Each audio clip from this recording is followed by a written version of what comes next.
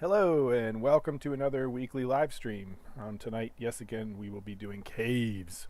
So this will be the last night of caves because I need to wrap it up because I'm trying to get a release out this month. All right, so let's thank the patrons. Welcome. Let's thank the patrons. We picked up a new one. Stephen Gold is a new one. I've actually met him in person. Nice guy. If any of you are ever in the Northern Virginia or DC metropolitan area and like to meet up, just let me know. I mean, don't be creepy about it, but um, I'll also mention when I get back to the scene, we'll go ahead and get started. Up in the top, as usual, there's the link to the super secret web page with the password on how to access the download of the one that I released in January, and that'll be the place where the next release goes up, either into this month or into next month. Hello, Jeremy. Welcome to the live stream.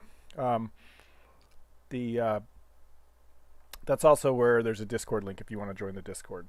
Sometimes we have some pretty good discussions there. And without further ado, let's get right into it. What I plan to do tonight is I've got the prototype cave generation stuff, and I've done some cool stuff to test it. And my intention is to integrate this into the world generation. It's a little tricky because this view is only showing, well, again, if we remember world generation from before, and let me go ahead and do this while I'm thinking about it. Let's bring up the whiteboard. Oops, did I pick the wrong one? How do I create a new whiteboard? Yeah, okay. I think I hit the wrong page anyway. Create a new board, because every time I sign up, it makes me sign up again. Anyway. So, as you might recall, when this finally loads, the world is divided into tiles, 1024 by 1024 tiles. And so, that's 1024. That's what Mithruna calls a tile. And in there's little 32 by 32 columns, and then of those there's leaves and things. Anyway, 16 of these, 1, 2, 3, 4, 5, 6, 7, 8, 9, 10, too many to fit on here. 16 of these is 16 is a sedectile. Just a word I made up that's based kind of on, hexadecimal sedectile. Anyway, this is what's called a sedectile, and world generation of large features like rivers and roads and towns and caves and things would be done on this level, but generally per tile. So, and then within this, like if you imagine that this is a sedectile, actually what I should probably do is come over here.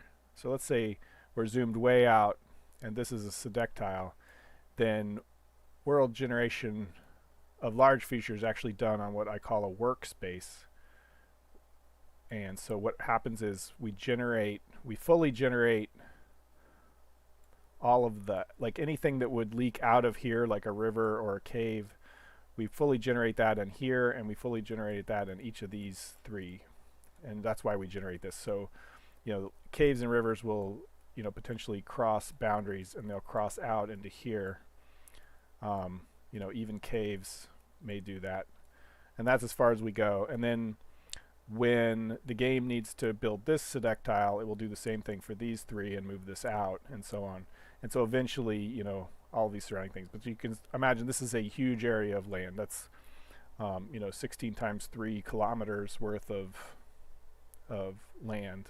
And it's probably not going to, users probably aren't going to venture far out of that. But in order to get the rivers accurate within this sedectile, I need to have generated them in this one, since they may, come in here. And same with caves. You may have had a cave system on the edge here that comes in. So in order to generate this one accurately, I have to generate all of these. And so then I just keep track. So all of that's done and kind of working. And so now what I need to do is the actual cave generator, which takes this tile and goes through each and decides where the caves go in each of those tiles. And what makes it tricky from the prototyping perspective is this guy, I'm only showing 256 by 256 blocks, which is a quarter of a tile. So we really can't see much. And you can see I've generated some caves here on the tile basis, a full 1024, and they just get cut off right here. It happens to be that it put a bunch right here, which is kind of cool. And then I've hollowed them out. I've done it in kind of this cutaway view so you can see inside. And I recognize it's dark here. There's actually a way I can turn this to checkerboard, which replaces every other block of the land with a piece of glass, so it lets the light through and you can see all the different caves. Because this isn't actually generated from the world, it's just using the world fractal, it goes a lot faster. You'll have to take my word for it. It's already coming. Yeah. So we can get some light in there and we can see the actual structures. It's useful for debugging. The other thing I can do is give each type of feature a different color. So the round caves, the point caves will be gray and the tunnels will be brown, and it makes it easier to see them. But if you're trying to walk around inside of them, it's a little weird. So anyway, you see, it's actually, this is too complicated of a scene to light all at once, and so it fails to light it all the way. Yep, so now we've got the tunnels are brown and the caves are gray. So what I want to do is transfer this generation over to the actual world generation and show you where I left off after we finished last week, and then I did some more stuff. I'll go back and execute the regular cave generator that I added land to, similar to this, and it's just showing the outsides of the caves. It doesn't have this cool carving like I did here. I did this earlier today because I wanted to see what the insides of the caves looked like. Yeah, so this is just this one's the one that's got gorges, basically line caves that have a height to them, and so you can, when they pop up above the sea, you get like these deep chasms. Or you might find that as you're moving through a tunnel, you come across sort of a deep, wide chasm. So anyway, it looks pretty cool. It's making some pretty cool caves. But now we need to integrate it into the regular world. And so what I've been doing is slowly sort of migrating things over. What happens is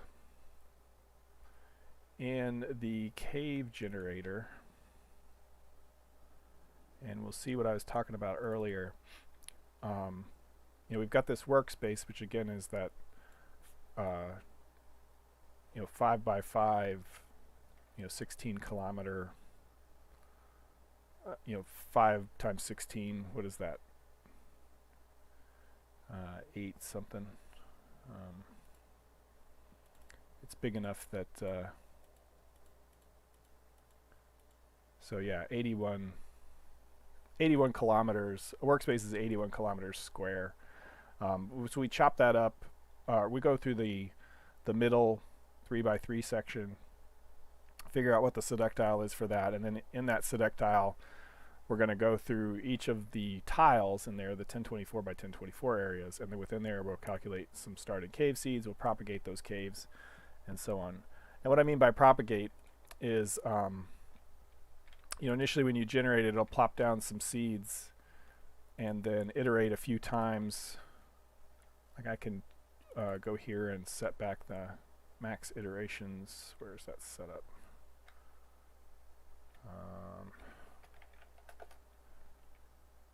It's like a max depth.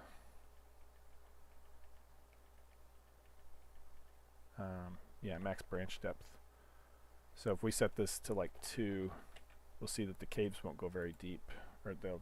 I'm trying to figure out how to explain it.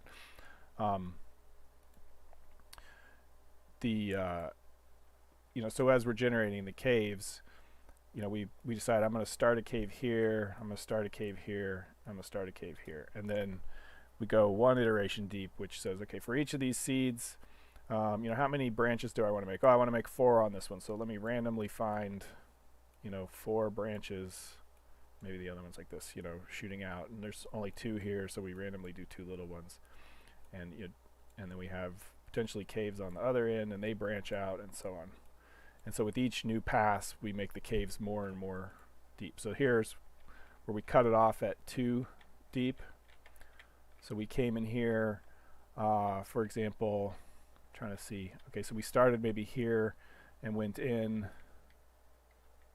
and there's a hidden backside maybe, or it didn't decide to generate anymore, because that's possible too. Anyway, so 9 is the depth I found makes pretty good caves.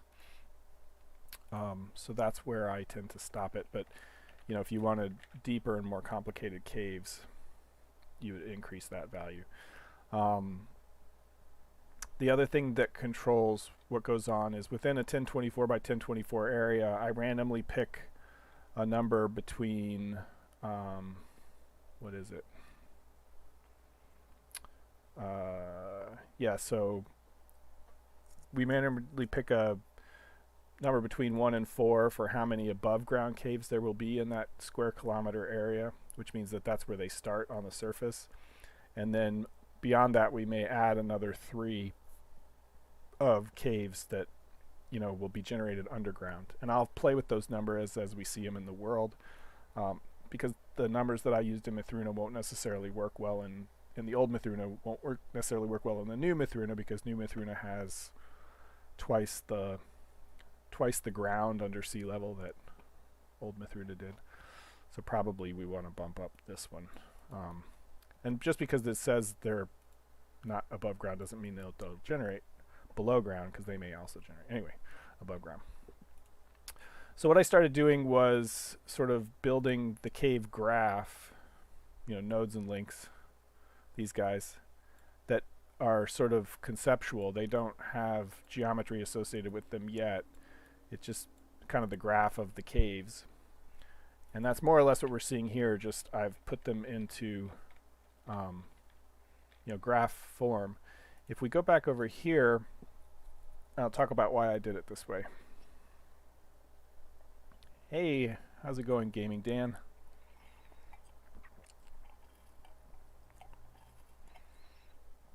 Okay, we'll get coding here in a second. Come on, computer.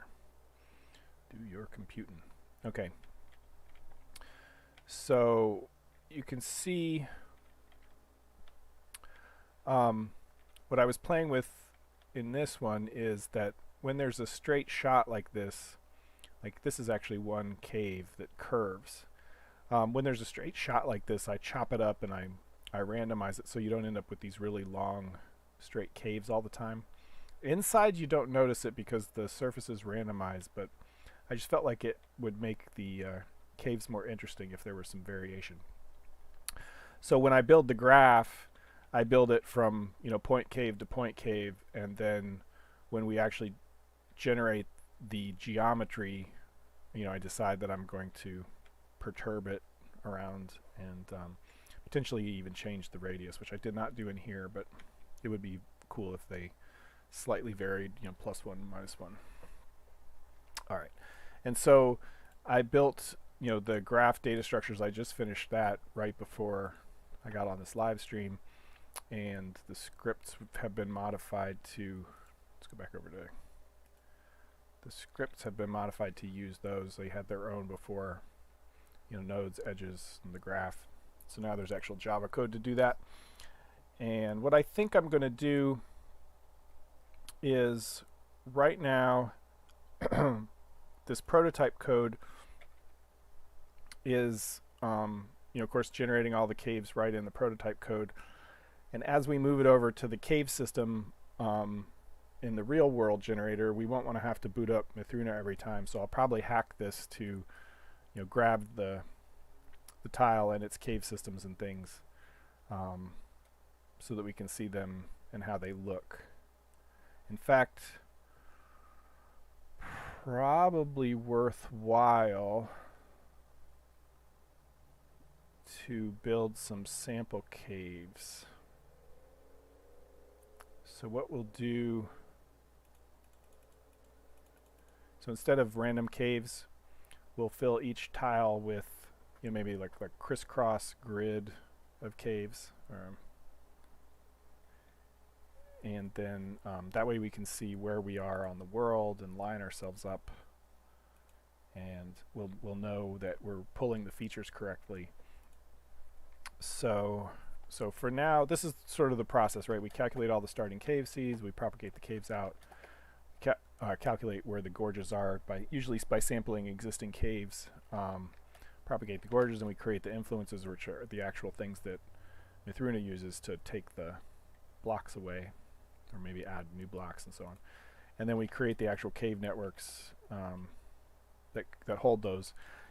One of the other nice things about treating this like a graph is that I know, you know, like this opening connects to certain caves and this opening connects to different caves and so on. I'm not calculating overlap yet, but that'll come soon. So I know what each of the different cave systems are, and I can treat them separately and potentially give them, you know, randomly generated names, you know, so maybe the local townsfolk know what the name of the cave system is, that kind of stuff. But in lieu of that, what we'll do right now is sort of hard code some things. So let's see, what do I want to do? I want to make, let's see, I think we'll do, like I said, we'll make a grid or a crisscross. So in each, starting inside the corner, we'll go kind of like this. And that way, no matter which, you know, 256 by 256 area we happen to be in, we'll see clues as to where the center and the edges are. You learn tricks like this after a while playing with geometry and generation. So let me see how we want to do that. Cave node, let's call it northwest. Or let's make a center. Yeah. And so that'll be, you know, cave node takes the system ID, which we'll leave as 0 for now.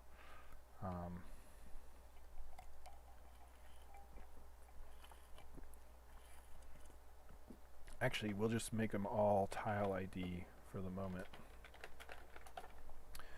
So this cave system ID, the point, which will be tile origin, and we'll put it in the middle. Yeah. Sorry. Because we're going to want the elevation as well. Did I get the world right? Yeah, I did. Okay, so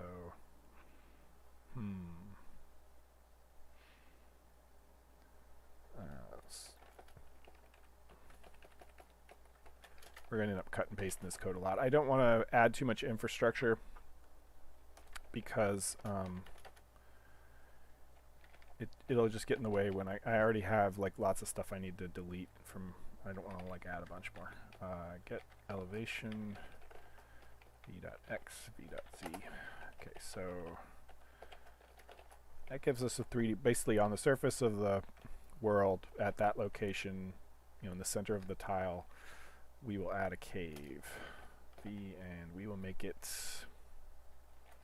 40, and this is the first cave, so that's fine. Okay, and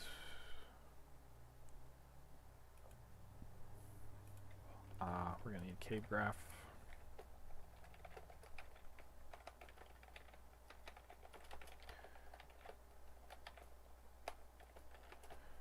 It's always good to be able to type. Okay, so graph, add node, center. Okay, and then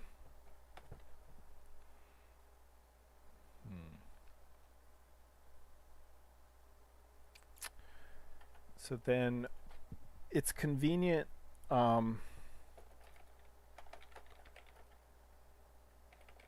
We can the cave nodes provides the ability to extend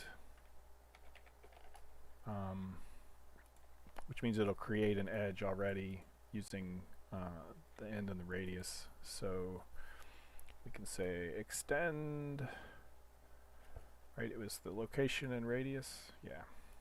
So origin dot add. Let's make them.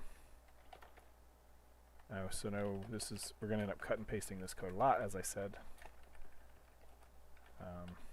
Again, I don't want to get too fancy. Let's make it 32 in from the edge. And then we'll get the elevation. So we extend into V, and we'll make it radius of 20. And then we want to say edge, and we're going to repeat edge over and over again. So let's just do edge adjacent. So we want the other node from the center, and we want to set its radius. No, I can't actually. I don't have that API. I don't have that added yet. So let's just do this.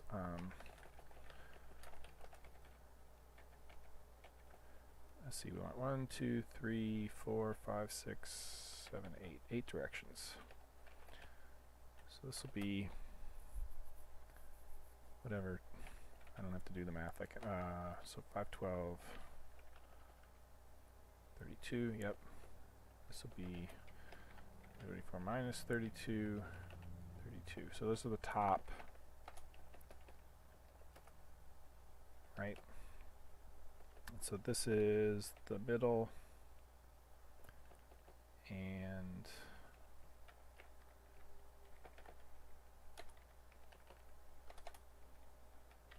only 2 in the middle because the center's already in the middle.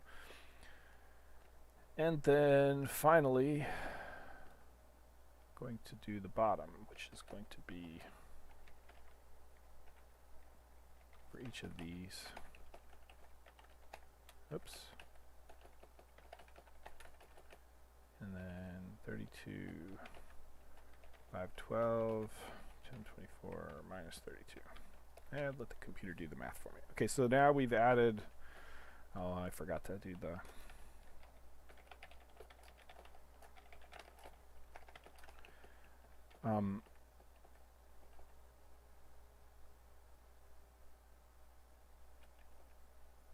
oh, I messed up here. There we go.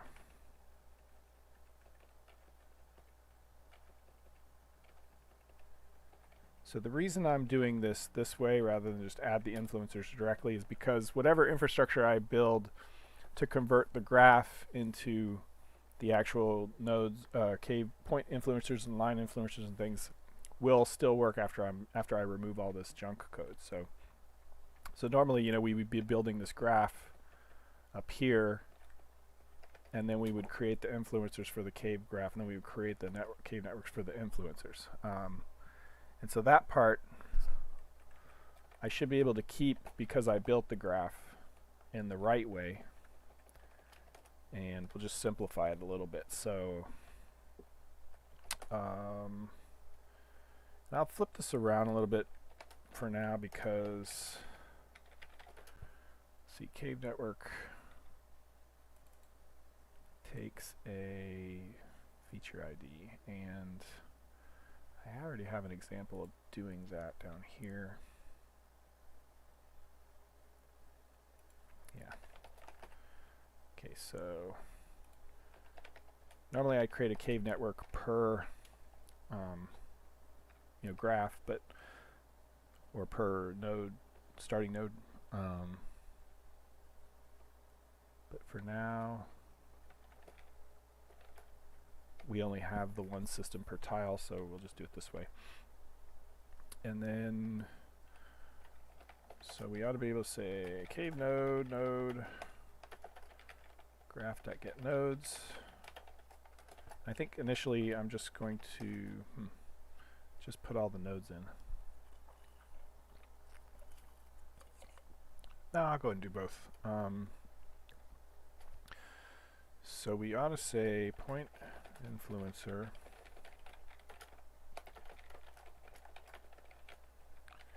And we'll just be simple. It's got, what, a point and a radius, so node get point. I don't think I've added that yet.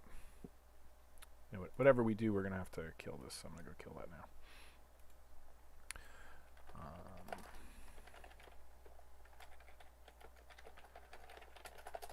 Yeah, in Groovy I didn't have to do all this, so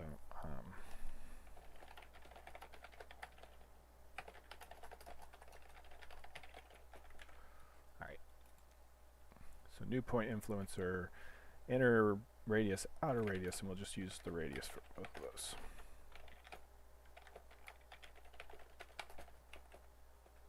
Okay.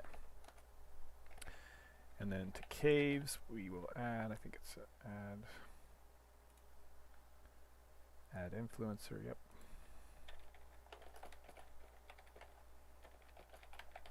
Okay, so that gets us the nodes. And then there's something we have to do to tell the world about it. Yeah, world add feature. Or workspace add feature. So yeah, so there's this thing in the world generator now called features. So a river system would be a feature, maybe a cave system, a dungeon, a town. These would all be features, which represent, you know, potentially many different things on many different layers. In this case, it's, you know, point and line influencers, but it'll eventually also maybe include, you know, whatever generates the, you know, cave flora or stalactites. It turns out my work last time with the stalactites and stalagmites couldn't work as I wanted to do it. They have to be generated after the caves are fully laid out and inserted into the world, because otherwise I really don't know where the surfaces of the caves are. So anyway, we'll do this. Let's go ahead and do the edges. I think that I have already added the necessary things. Let's see, influencer. So edge.get end 1.get point. So that's, actually just do this.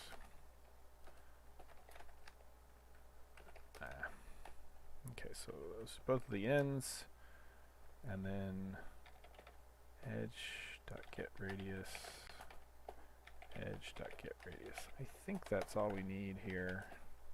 Oops, let's check.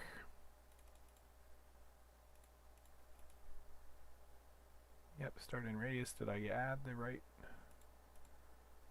Yep, so this does have all of its getters.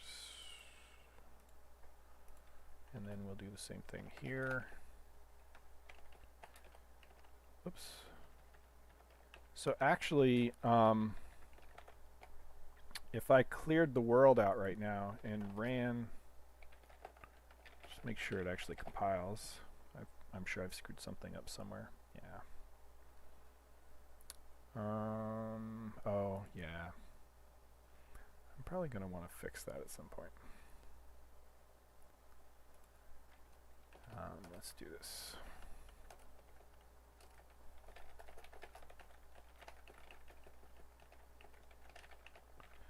So old Mithruna did the cave influencing a little different. For any block, it actually, yeah, I don't want to go too far into that, but it did it in floating point, and so new Mithruna doesn't do it that way.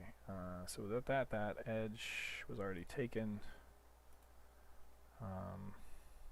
There. Okay. Well, what I'll do is, for now, I'm going to put these in their own. Nope, that's not going to help. It will help if I do it here, though. Put these in their own scope. Then that edge will be locked away. So, old C trick.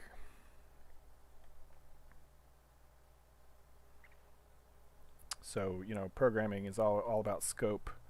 By putting these inside their own curly braces, that means this cave edge can't be seen when this cave edge wants to be done. It's kind of a hack. But all this, that code's going to get removed anyway, so I don't want to. This is currently pretty clean. Okay, so if I clear out my world, Don't try this at home, kids.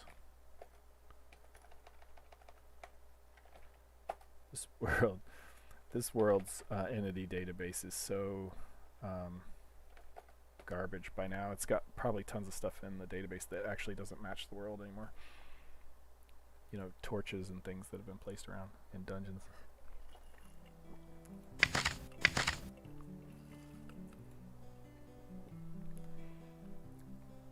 So if we did our job right, every tile should have that crisscross in it carved into the land. Uh-oh. Oh, those are just the long style query warnings. Okay.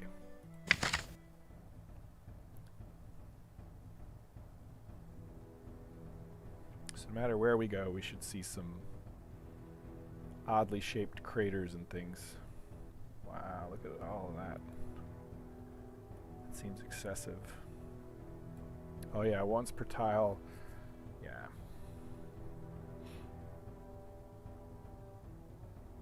That may be a problem in the long run. This is I think the first time I've generated so many cave systems.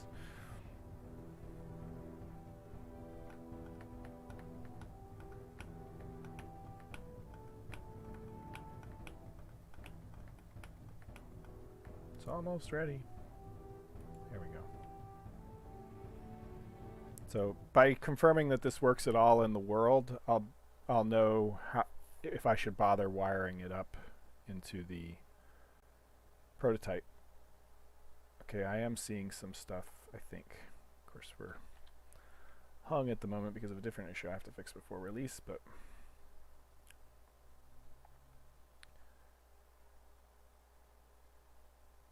yeah, okay, so we've got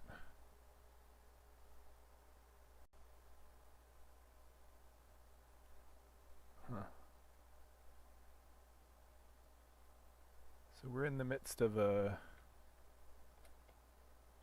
so see, it's carved a cave. You know, it doesn't follow the surface. So it carved a cave from here to here. We must be right on a tile boundary. Seems a little sus, though. Either that or something's broken.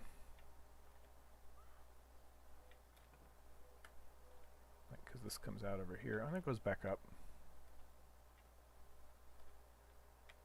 But this doesn't look like they would have been 64 apart. And they don't look... Oh, well, I guess you got to count the centers. Yeah. Okay, so if we find the center of this tile... Oh, you know what? We can use the map. Oh, check it out.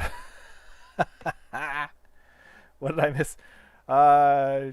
You missed lots of stuff. Anyway, I'm trying to integrate cave layouts into the real world stuff, and we were just testing out to see if the generators are even working right, and then I'm going to pull that over into the prototype so that we can test faster.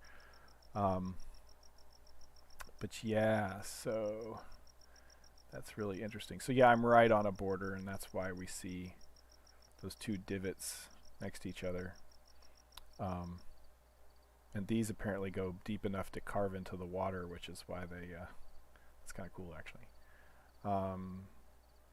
But if we just head here, straight ahead, and I'm going to bump the... There we go. So if we follow this, this was one of the hard-coded caves. So it should come up here. I'm wondering if we've still got a bug in the... Yeah. Oh no, that's normal. Okay, because the far terrain doesn't know about these carve-outs. It's just going to be always an issue with this. Normally a cave wouldn't generate like this anyway. So if we head straight up... Yeah, so here would have been the center of this tile, the really wide... Yeah. So this is the really wide... Yeah, so the big caves don't play well with the terrain on the surface. That's why we start them out smaller than this normally. So yeah, we're right in the center. Actually, if we wanted to, we could head over here, but I don't want to get too far away from my old original caves. So we know it's definitely, check it out, making rivers. So we know it's definitely working. And now I can work on, oh, that's a bug. Now I can work on loading the features in the prototype. Okay. Good times. It's always fun when I get to run regular Mithruna again instead of all these prototypes. It's nice to see, the proper lighting and fog and stuff. Okay, so workspaces are being generated correctly, which means that if the cave generator script, let's see, I don't even think we're not even setting up the world in this one. We will have to partially set the world up.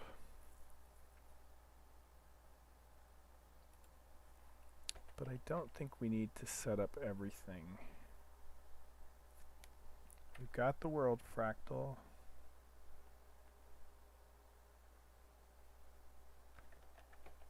And we don't need we're not going to use real cave tiles, so where do we set the world fractal? Okay, so we'll set up Sedectile Manager. Oh, tile route we need to know. Alright, we'll steal...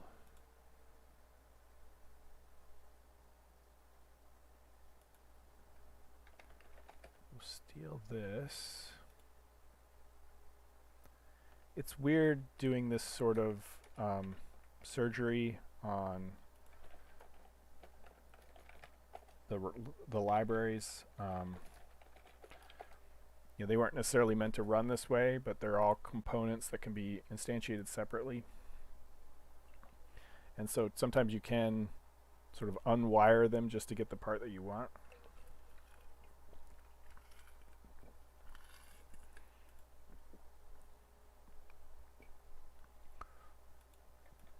Yeah, and the Mithruna engine, the second Mithruna engine, this is actually the third one, by the way, that I'm working on. There was a second one that was never released.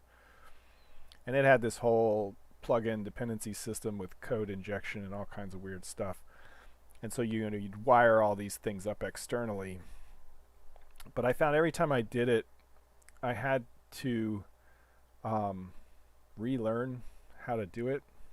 And code to me is just so much simpler and turned out to be obviously more flexible. And you don't lose anything by having to do it. It just, you change where your hooks are and stuff. I don't know, it's hard to describe. No, so world gen is what we want. Now, next thing we need is not the cave tile function. Oh, we've got a cave network generator. We should be good, because we don't want all that. So cave gen 2, Sedectile Manager. We ought to be able to say, get me the workspace. Let me make sure that it runs at all. Yeah, so let me fix this. Then Oakdra. Okay, so I've got to import some more things. Yeah, Mithruna tile. Oh, still not. Cave network system needs more stuff now. That's right. It needs the seed and the entity data. So we need to info.getSeed, and we're not using the entity data yet, so I can just leave it now.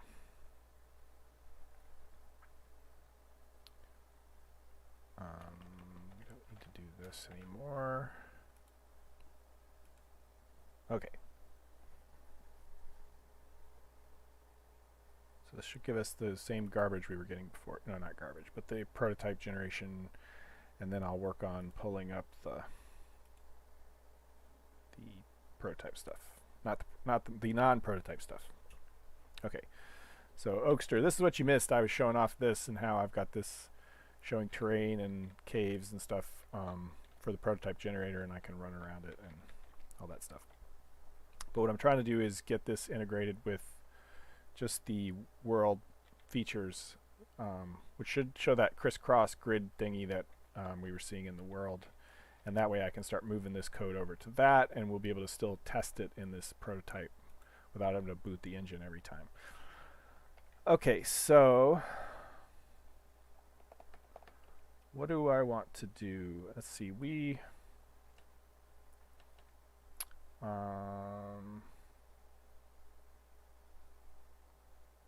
want to say what our origin is.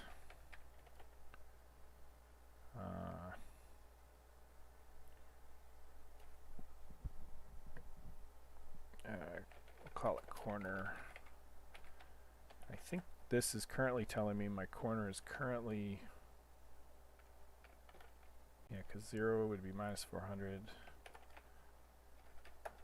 That's what my current one is. And so then I'm just trying to move code around a little bit. And what we'll do here is we'll move this up here. We'll say corner. And we'll say vec3i tile origin, which I already had down there as it turns out. Basically setting up the parameters for what part of the map we're looking at. And I think I didn't break anything. Let's verify that. Whoops, nope, I definitely did break something. We already have one. Oh, need to get rid of that too. Let's try that. Yeah, okay.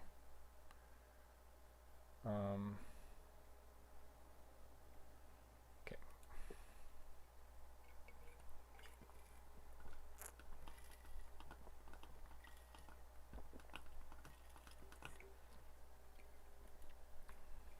All right, so okay. So from that, we ought to be able to grab the sedectile.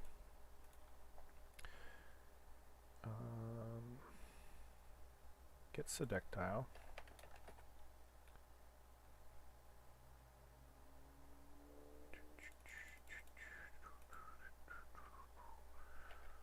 So first we'll need the sedectile ID.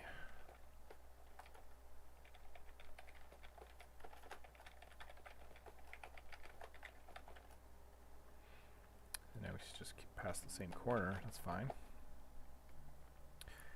And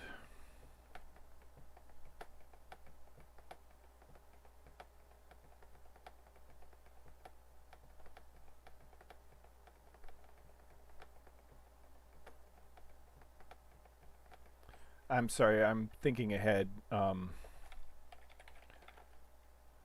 realizing that some other stuff's going to have to be adjusted. The all these points and things are 0 based. They're going to have to subtract back out the, that's not so hard. Okay, sedectile equals sedectile. If I say sedectile enough times, you guys will believe it's a real word. Okay, so we've got the sedectile. Let's make sure that that still works. Nope. Oh. Why you gotta do me like that? All right.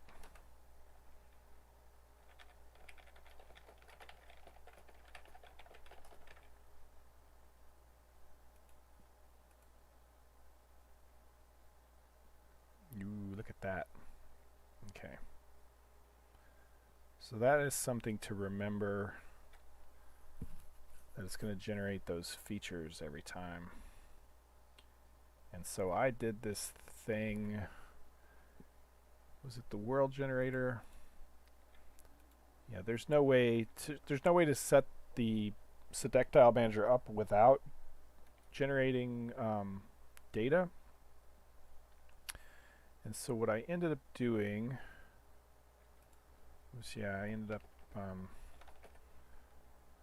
removing the files from the previous run.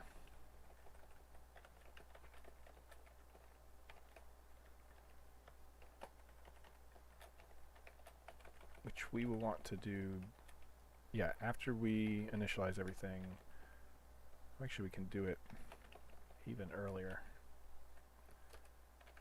And the other thing we want to do is, once we've grabbed our Sedectile Manager, I think we're going to want to, once we've grabbed the Sedectile, I think we're going to want to terminate this. Otherwise it's going to keep making threads.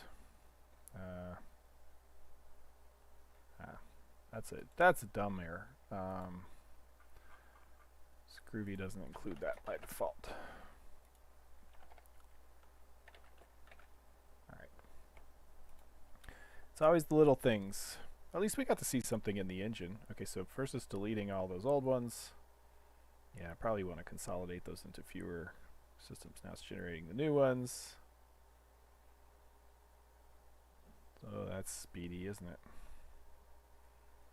Yeah, so we need to probably, I need to combine, well, I mean, it just depends on how they generate. But that's a lot of data to write. Anyway, it's only done rarely. So okay, so we have the Sedectile. We ought to be able to get the caves for our tile. Where is the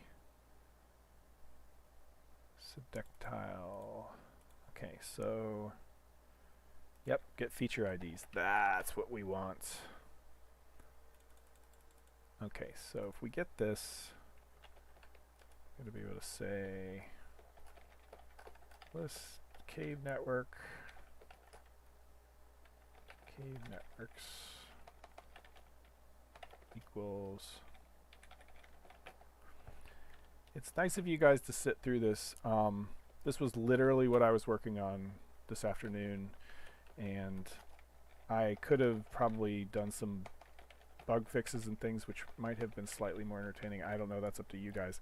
I actually did want to take a kind of poll. If you guys would respond to the reply to the video topics for next live stream. I'm going to fix bugs. Like there's a cave fog bug. There's a physics doesn't remove objects properly bug. What else could we work on? Oh gosh. I had like a list of 3 things. We could, well, oh, the dungeon, the temporary dungeon game, i.e. taking the test wand away until you solve the dungeon. That should be some interesting scripting that we could do next time. That I need to do before release. This I need to do before release. What else? There's another thing I need to do before release. Oh, move inventory init to scripts and make server-side reloadable scripts. So basically scripts I could edit at runtime and the server would... Oh, that's interesting.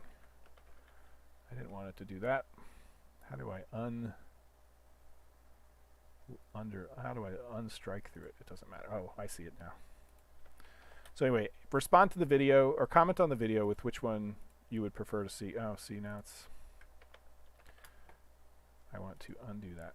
There we go. Okay, one of those three, right? Let's call them 1, 2, and 3. Comment on the video which one you would like to see next time. Otherwise, I'll just decide myself. It won't be caves. I can guarantee you that, because I have to finish this weekend or decide that they're not making it into the release. It's, you know, poop or get off the pot kind of situation. Okay, so we ought to be able to say caves, cave networks, just to verify that this is actually doing what I think it's doing. Let's execute the script. Hey, it is. Okay, well, it hasn't gotten to that point yet. It's still deleting all the old crap.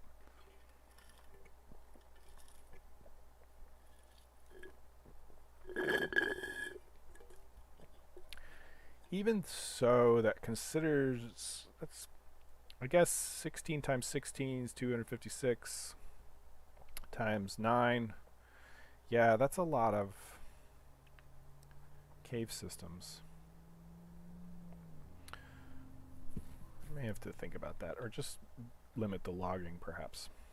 Okay, so we should have gotten some cave systems.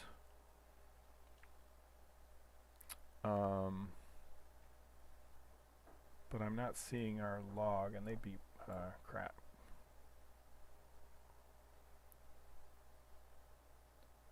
Where'd they go? Xgrid, Zgrid we see, which means we made it past... Oh. It's because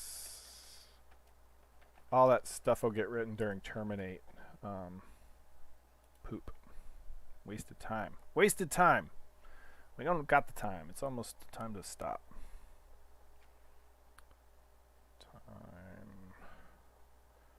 Time.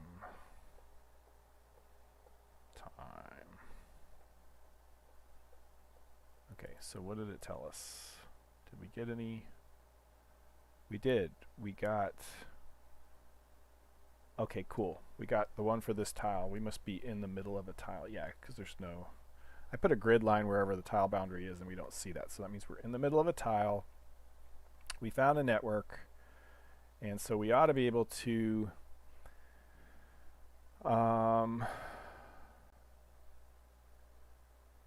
we ought to be able to... Yeah, kind of... If false, all of this stuff. It doesn't hurt to leave that. It's not called. If it's not called, it doesn't hurt to leave it, and we can say if false this. And then down here, we want to say else. We do want to draw our little map there, because that's cool looking. In fact, if we run it, we should just see that. Oh, we're going to see all the deletes and re-adds, but if any of you code, I don't know if you're like me, but I like to test often as I go.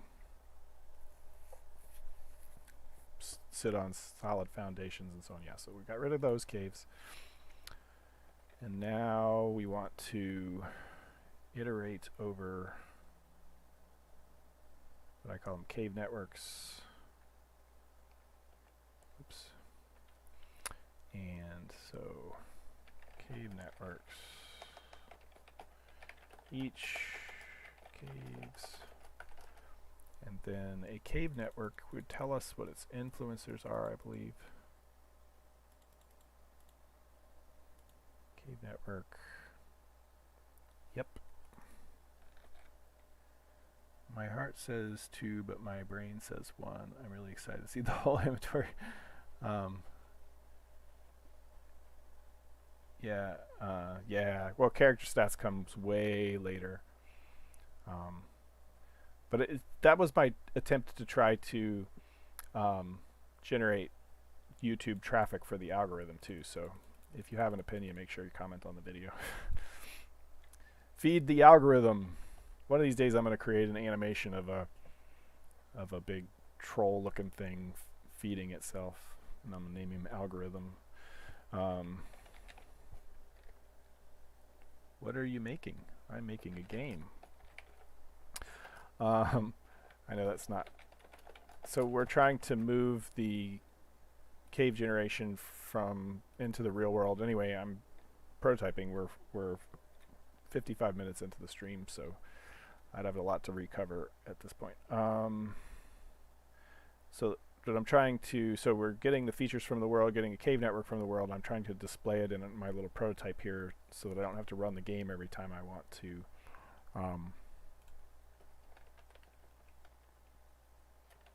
Oh yeah, I called it cave, and if I do that here, then I can just cheat and steal that code. Okay, so this should take the same thing we saw in the world and print it and put it here. And it sucks that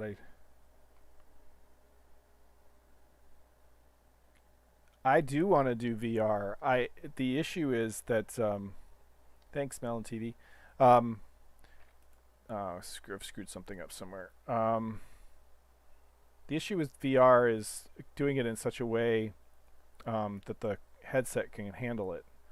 I have an Oculus Quest 2, or what do I call it, Meta Quest now. No signature. Oh, it's not a feature ID, it's a feature. Caves ID, and then we have to do caves equals. Oh, I'm gonna regret having done this. Anyway, I do want to support VR, but it's just a matter of making sure that it performs well in that environment. The more work I put on the server, the easier it is to make something like that work.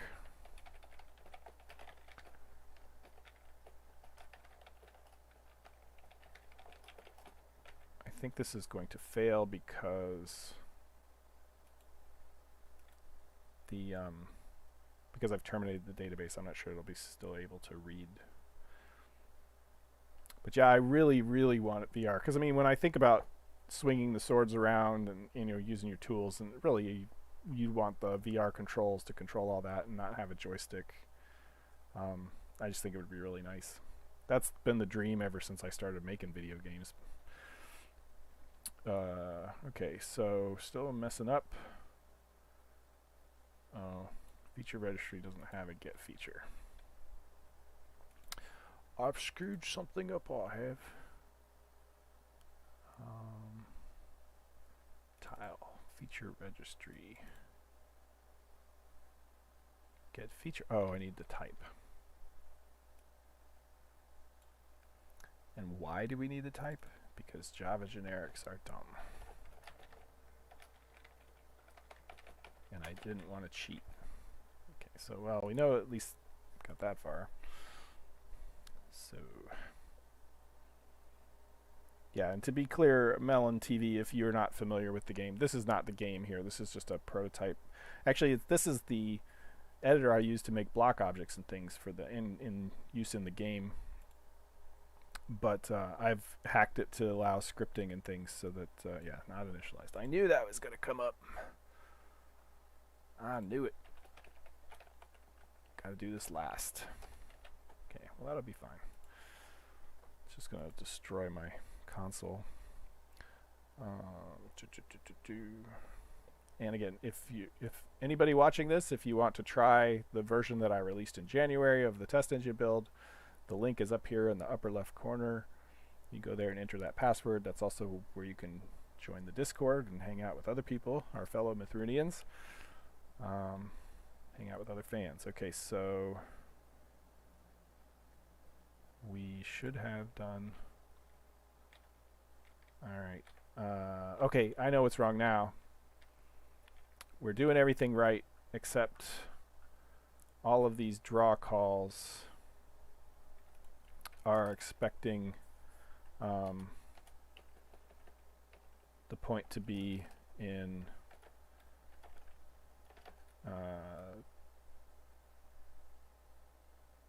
origin space, and we want the corner. Yeah, so corner. So we have to subtract the corner. So if it's minus, this becomes 0. If it's plus, yeah. I think this is the right way. Is that an island? Yeah, because this is water around here. This is just, again, it's just a prototype. And I have like the ground set, the checkerboard with glass, so you can see underneath as we prototype this terrain stuff. I'll run the game again right before we stop. So let's go down and fix the. Well, let me make sure I fix that. Why fix all of the things if that's going to still be broken? And actually, it's still entirely possible we just missed the points.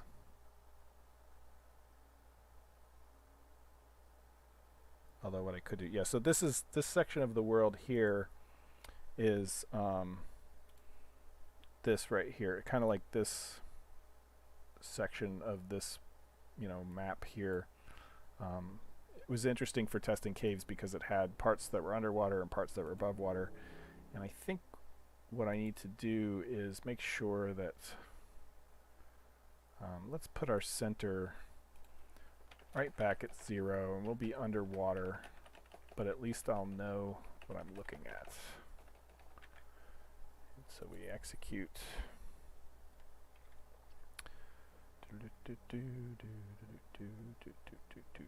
So our edge should be the tile boundary this time.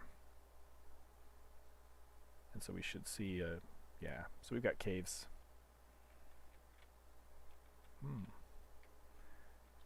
Okay, but that's funny. Oh yeah, I didn't add the removal code. So I fill the caves with these fake blocks so I can remove them again. Yeah, so there's our tile boundary. The thing is, this isn't actually testing anything because let's move this to 500, 500. We should see the center one, but then these should be in the wrong place.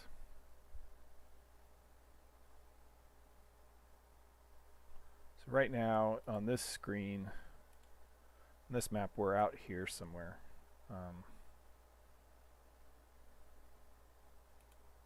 Yeah, so we see this.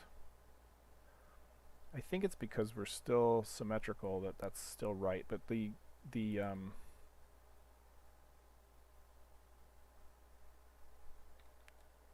yes, it's definitely a multiplayer game. I don't have my server running at the moment because I have a UPS issue, but yeah, Mythruna has always been multiplayer. You can actually download your own. You can create your own server, in fact. So we want to say v1 equals int minus corner, and v2 equals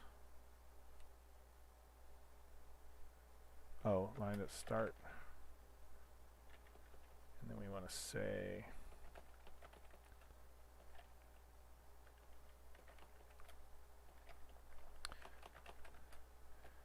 sorry, I'm trying to get this fixed real quick.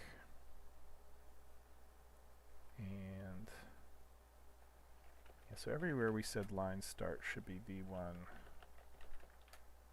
v2 minus v1. I think that's it.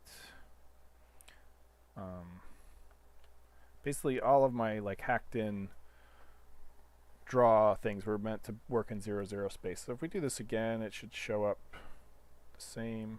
I think we're executing, right? Yeah.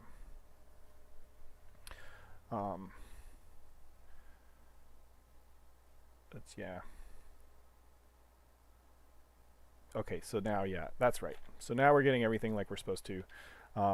So if I was to extend this live stream longer, which, we could do a bit, I could do the real generation. But if we look back at,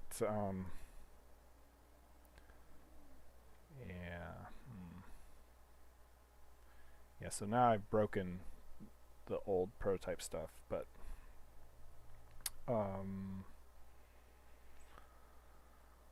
let's real quickly.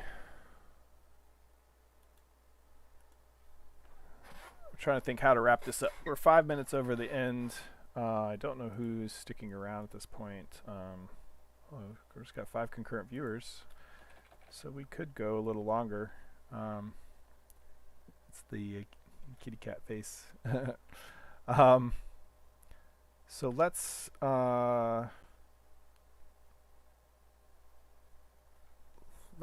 do a little bit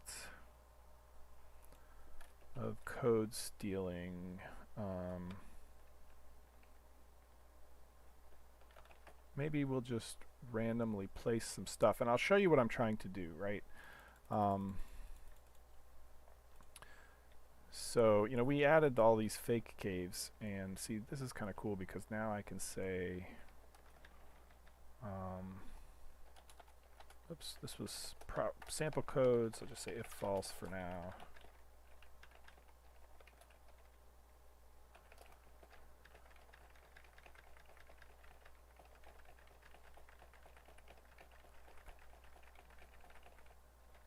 And we can start doing something real here.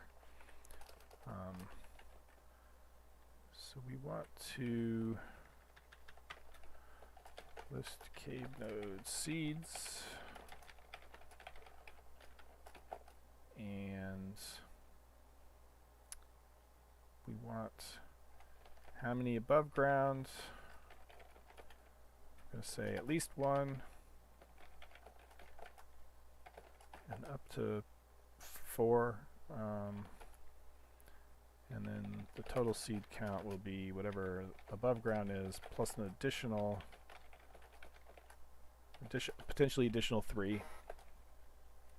And cavernous is a parameter that controls how quickly some caves double. So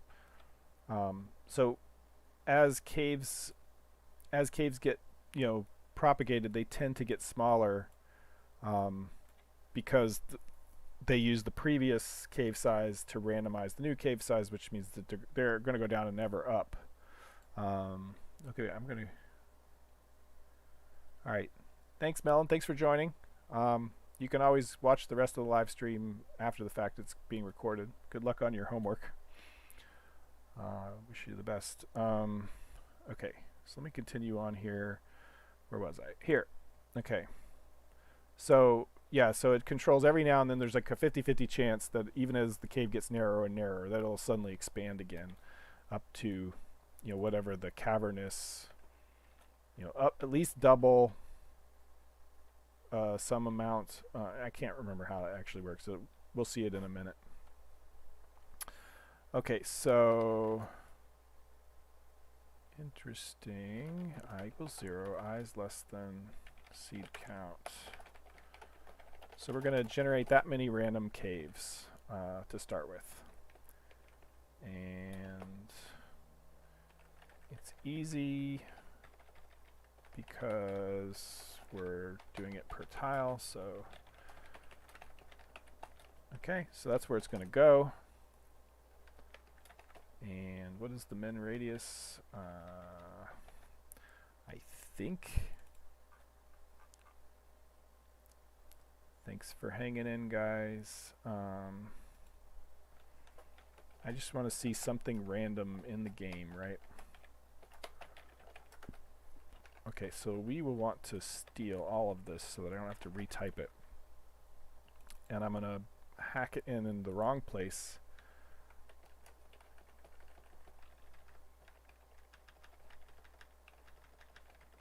Until I can move it up to constants or parameters.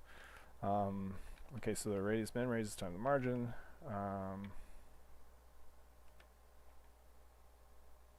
In fact, and so then we get the elevation.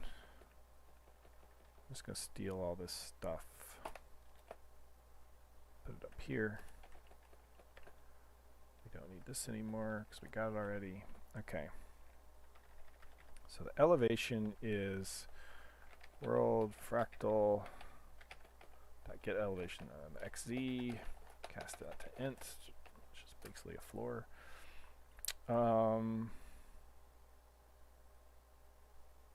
And so yeah, so if there are still, you know, the above ground count, if there are still some left, we'll make sure to place this particular cave seed right on the surface, plus or minus its radius, plus or minus half its radius, basically. So it'll always peek through by at least 25%. Otherwise, we generate it anywhere between the surface and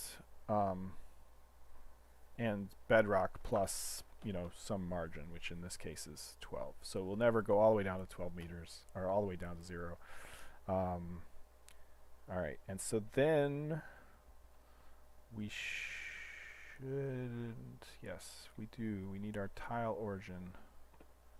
Not our sedectile, tile origin. Okay, that's already good. Okay. And so vec3i v equals origin dot add x, and then we set v to the y. Okay. Then we make a cave node.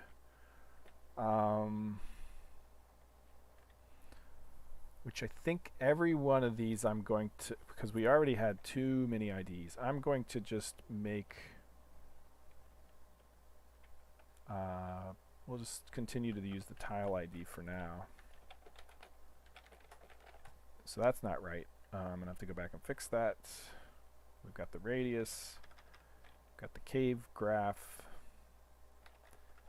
and we're going to add the seeds because later we're going to propagate them. But at least at this point, we should be getting, in fact, let's log seed node. Okay. So then we create hard-coded influencers rather than, yeah, so that's not right. But we ought to be able to then see something. Whoops, yeah, assuming that I don't. Oh yeah. All right, so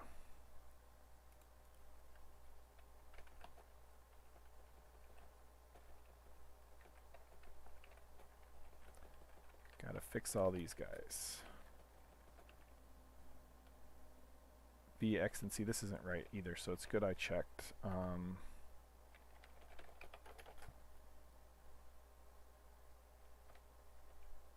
In fact, why not build this right in? There's no reason not to. Then those are right, those are right. And then we don't need to do this. Oh, hi. That was quick.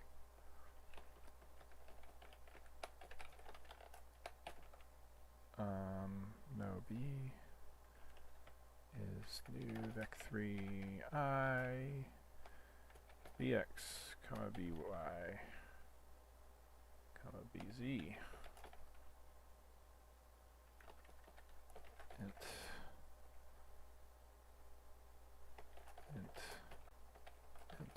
Okay. And then B. Okay. So we ought to be able to run. Oh, cave graph. What did I call it? Just graph. Okay, so we ought to be able to run. And then if we see something, I'll check it in game. Because we're viewing such a small part of that tile that we might miss it. This way. This way. Okay. Alrighty. I think I can finish up in the next 15 minutes. We'll see. So you gotta delete all the old ones. Let's gonna be a problem.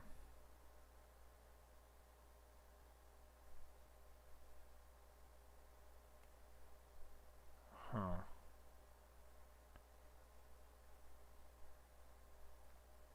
So we get a lot of cave nodes. This is where I need to not so we just didn't intersect any. What I'm going to do is take out this log because that's like way too verbose. So I'm going to make sure we generate a lot of these. Let's just say 30 above ground and another 30 just in general. So we're going to always generate 60. And let's see.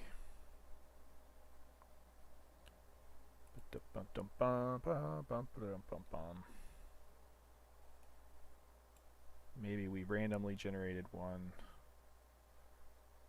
But I really want to see.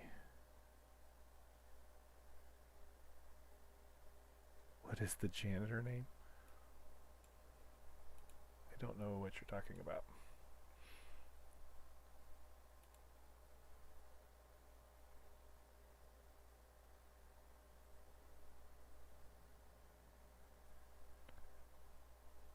I don't know what the janitor's name is.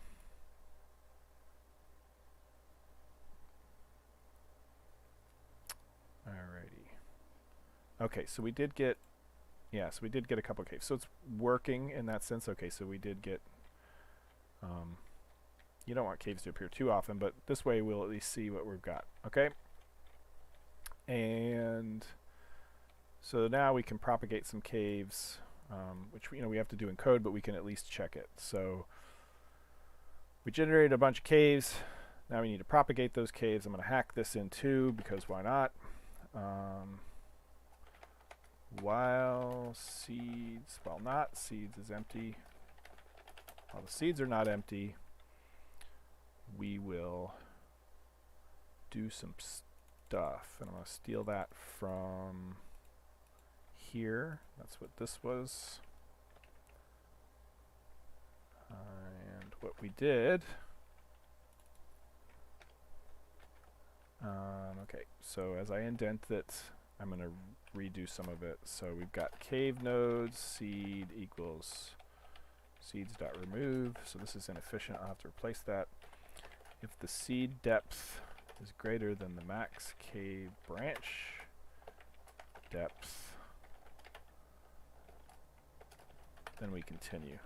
No deeper here. That's exactly right. Okay, so we've done that bit. Okay. So based on the size, we'll decide how many offshoots we have. So you can read this as I indent it, but basically we take a dice roll, and depending on the outcome of the roll, basically if the radius is less than 4, so it's already a really small cave, we take a dice roll, and there's these different chances to do different things.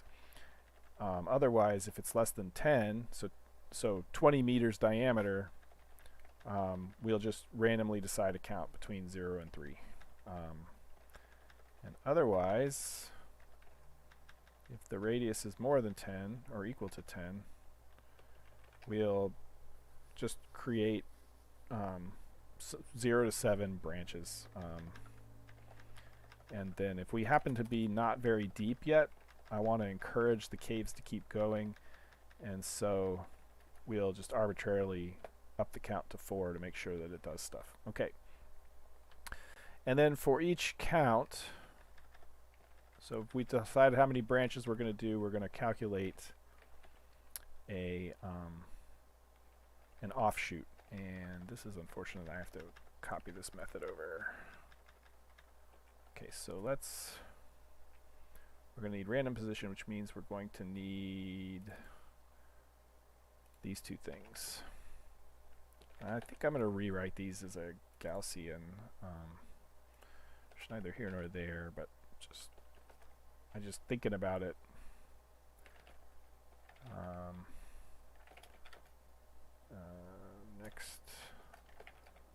delta random rand double min distance double max distance. Oops. Okay, so the vector, oops. Okay, that's good. Oh, it's not a, that's a vec3d. Thanks. Catch you later. Random position takes in random rand, our random source. We have vec3d start. I believe it's a 3. I think it's always going to be a vec3i, as a matter of fact. Double min distance, double max distance. Okay. Okay, I don't need to cast a float. That's ridiculous. That's cut and paste from old Mithruna, which did everything in float instead of double. Alright, so we have next delta and random position. They might be wrong, but they'll get us closer. Okay. So random position. Oh, floor. Yeah, I do. Okay. C.get point. C.get radius plus radius. You know, our random cave length. So basically in each direction we pick a radius and we pick a length, and then we sort of decide, you know, which direction to extend. Have I defined min height yet? Yep. Okay. Alright, so then we make a cave edge by extending the seed in the direction of that. We get the node because we're going to want to do something with it. I can't remember what. So we need to calculate its radius. Yeah, so we don't want necessarily the endpoint to have the same radius as the cave. We want them, might be bigger, so we randomly decide that the node should have a bigger radius potentially than it started, than we, you know, than just the extension. So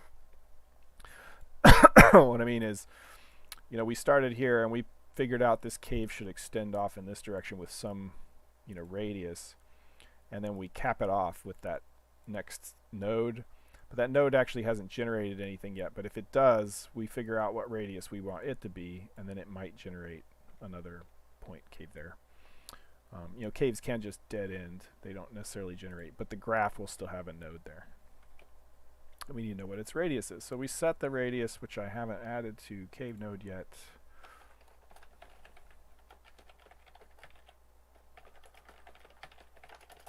Alright, hold on guys. Cooking with gas. Alright. Then we add that node to the seeds. And we should be good to go. Are we still? Yep, okay. Okay, so we'll ignore Gorgeous for the moment, and if this compiles at all. Yep. Okay, seed, get depth.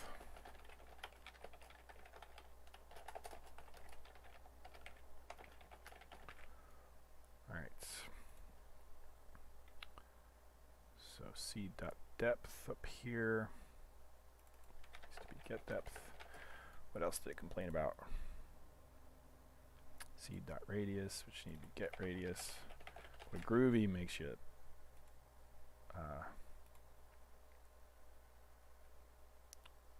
spoils you after a while. And cave, it's not cave graph, it's just graph. And another one, new radius, seed.get radius. Oops. Okay, let's see, will it compile? Do your thing. Okay.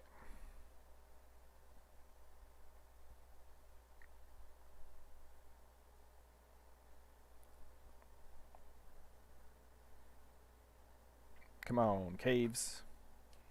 5 minutes. Let's hope it works. Okay, it's gonna take it a little bit. Execute the script. Boink, boink, boink. It's gonna delete all the old ones. It's gonna generate new ones, which it's doing pretty quickly. Oh no, it's actually slowing down this time. We can see them bubble by, which means it's measurably slower. Again, this is just kind of initial generation for the surrounding 48 kilometers square that you'll very rarely walk that full distance.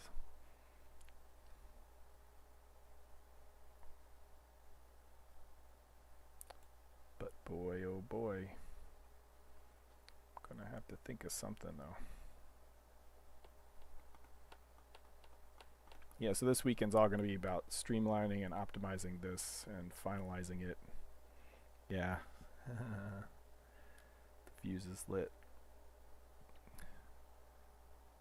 And this may be an area where I have to do some thinking. Find script worlds. Temp worlds? Yeah.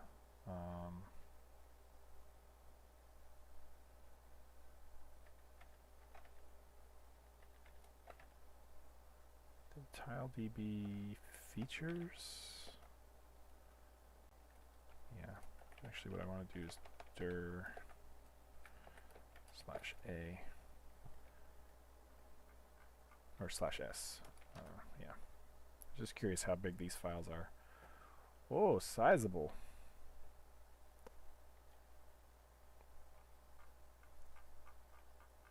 Yeah. Oh, well, oh, you know, the other thing is I'm generating like 60 times as many caves as I would normally generate, so that's one reason this is going so slow.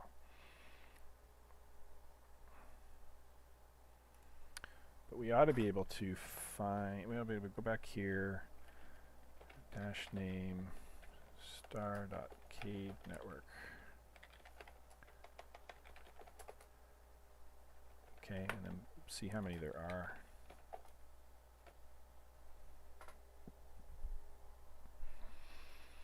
$672. Oh, we're only a third of the way there, guys. Because if you think 256 times 9, we're not even a third of the way there. Blah. Okay. I'm going to do something else. We are going to limit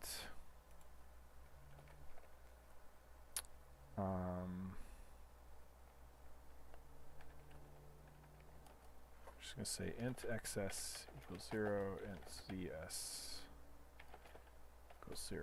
We'll just do this. Will it let me do that? Let's try it. At least we'll only generate. Oh. Alright, so I'm gonna have to do this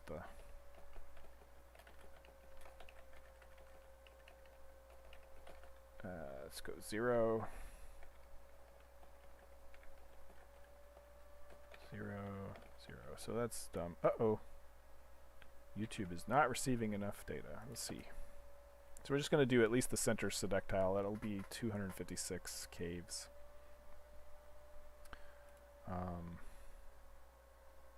Which should be enough to do what we want to do.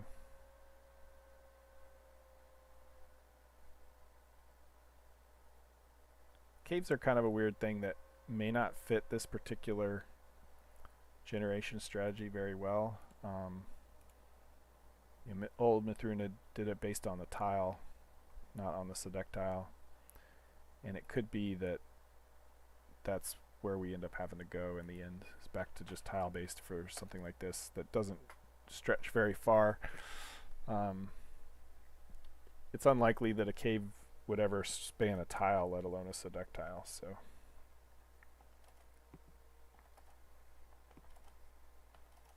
it could be that we sort of rough plot, for a Sedecta, we just decide, there might be a cave system here. We figure out sort of the rough radius for it so that we know when we have to generate one for this tile or this tile or this Sedectile or this Sedectile. Actually, they'd be teeny little tiny things.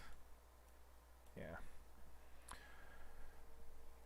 Caves were a good test because they're small, so it makes them easy to mess with, but they're a bad test because they're small, and that means you'll have 1,000,000 of them in that area of space. And so we finished. Let's see. Okay, we got caves. Look at that. Look at that. Look at that. Look at that. Look at that. But this means that I can't look at it in the world. Oh yeah, I can, because I limited that scope. So if we want to see what this looks like in the world, I can run this in the world. Let's try it.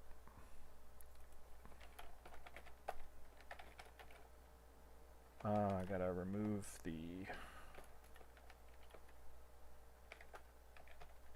the old data. Yay, yeah, it worked. So let's Gradle run.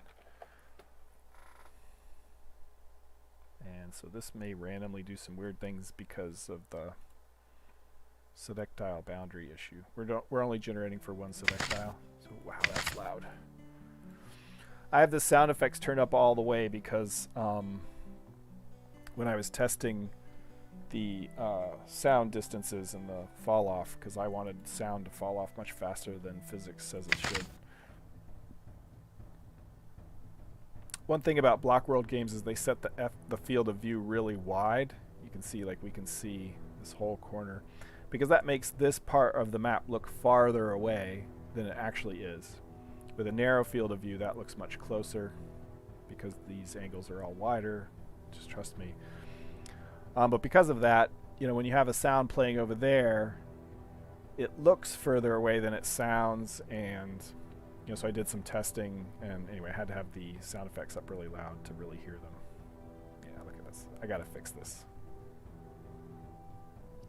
Yeah, so I think the cave systems are going to have to be done a little differently, and this is sort of how I planned it anyway, whereas we plop down, on the tile boundary level, within a Sedectile, we decide, okay, there's a cave system here. It's, roughly this radius. That's the max it'll ever be. There's one here, maybe one here. And that's at the Sedectile level, that's all we would plot, these guys, these cave systems. And then when we go to generate this tile, we would know that we have to generate that cave system as well, and there's going to have to be some, locking of the features to make sure these different tiles don't all try to generate the same cave system. It's just a mess, but that's the way the system was designed, in fact. Boy, we are nowhere near where we were before. What's going on? Okay, so things are happening. I'm going to move this. I'm gonna move that off the screen. That out of context looks a little like something dirty. Okay, pause. What are we doing here, guys? Bad things have happened.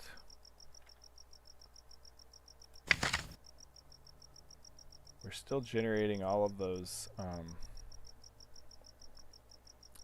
far away caves, and we're going to keep doing it because we have all of these tiles to generate, and we're going to span at least 3 Sedectiles.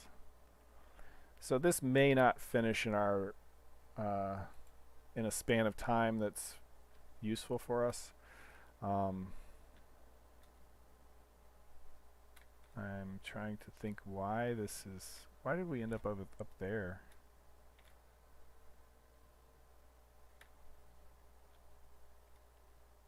Yeah, see, we haven't really generated. It's generated stuff. There we go. There's some caves up there. And so that's actually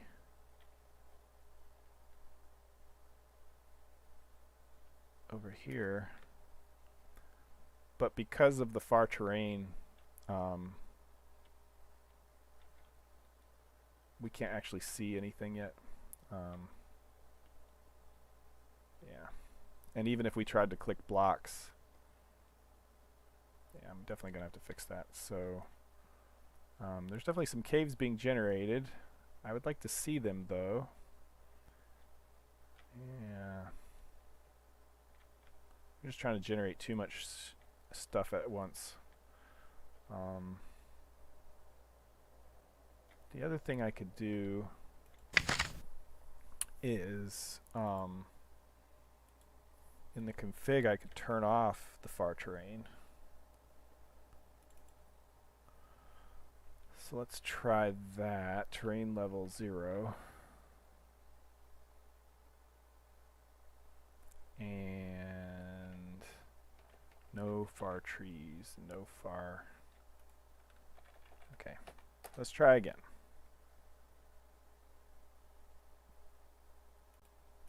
Yeah, it was basically trying to generate all that far terrain. We're generating so many caves right now because I wanted to make sure to see them. That I hope you guys can still see this because YouTube is telling me that you can't. So let's see, is the live stream still really working?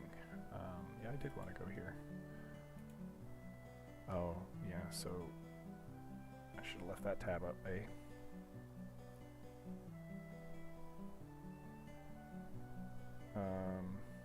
Yeah, so it is still working. Okay. Alright. So let's go on here. Actually, it looks like that was still back some ways.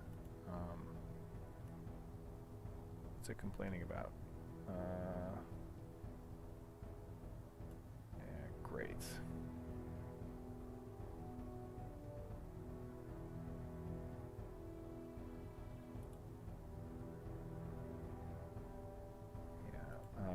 Okay. Come on, guys. Let's see if that fixes it, or if it's actually a real bug that I won't be able to fix while we're on here. Anyway, we saw caves in the map, the blockhead tool. We know they're there. I have to work out some performance issues. Let's hope let's hope we can at least see something, though, right? It would be nice, and we're way over a half hour over. For you guys who have stuck around this long, thanks so much.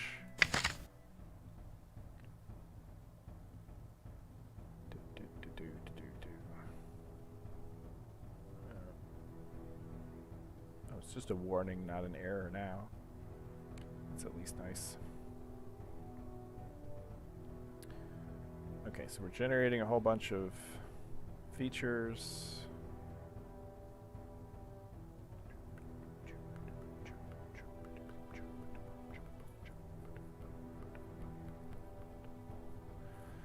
The thing is, I could look at how long it's taking to generate the graph.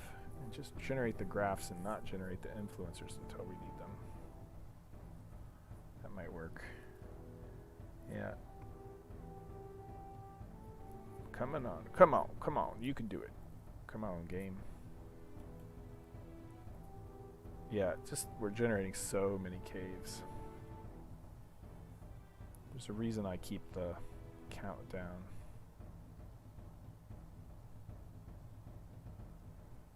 But I wanted to see something before we get off the stream. Come on, you can do it. Come on, you can do it. Oh, it's so stuck.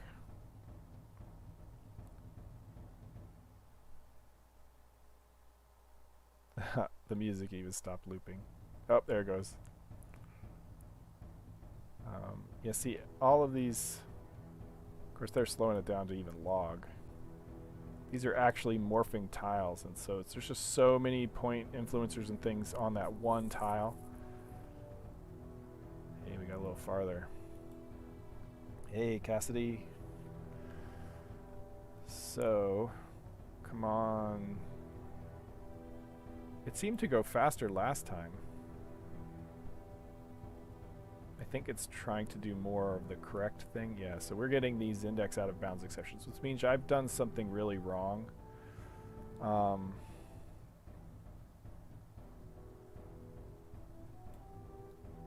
So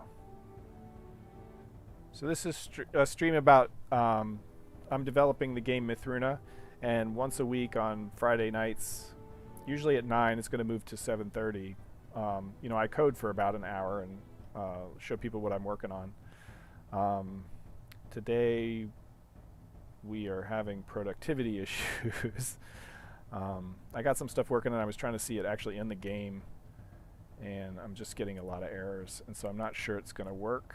And we're 40 minutes over when I normally end the stream, so hey, yeah, I think we're well and truly stuck. Yeah, too many threads have died, it's not going to complete. So I have to go back and I figure what these bugs are. So to leave it on a high note,